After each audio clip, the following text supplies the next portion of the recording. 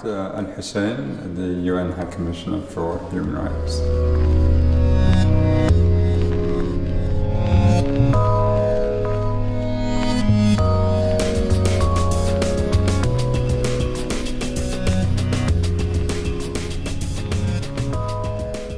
We see in so many cases women being the targets of physical abuse, intimidation, threats to their persons, to their families, and all for just calling for their most basic rights to be honored.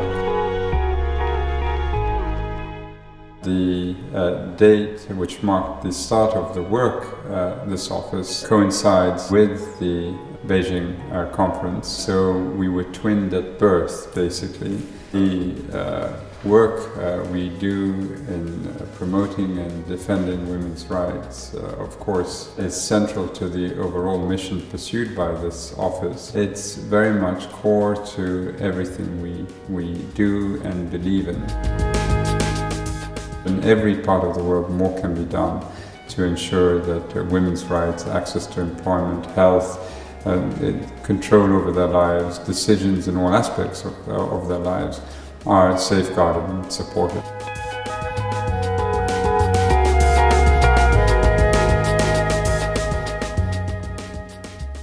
We have to do all we can to make sure that those authorities understand that they need to focus on the issues at hand, whether it be women's health, whether it be employment opportunities, whether it be legal provisions within the domestic codes that discriminate against women.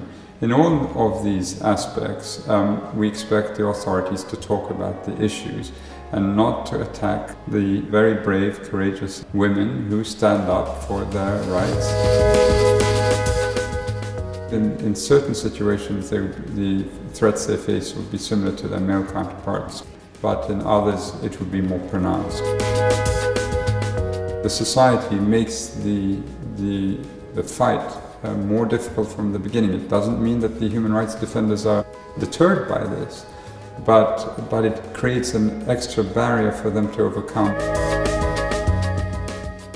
Many years ago, when I was still representing my government, I was asked to be a member of UNIFEM's consultative committee, UNIFEM being the UN Development Fund for Women. And then within about 10 days, I realized the extent to which most countries are only paying lip service to the rights of women. It was very clear to me that this was a real cause that had to be championed by women and men. Real change doesn't happen unless women and men fight for these rights, and at the forefront are the women's human rights defenders.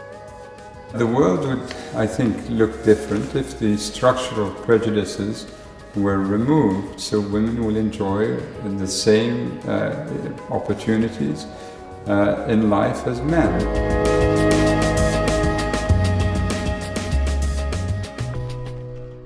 You know, it's us together, all of us together, men and women, boys, girls. We all have to do this, and let's be clear about this. It's very basic.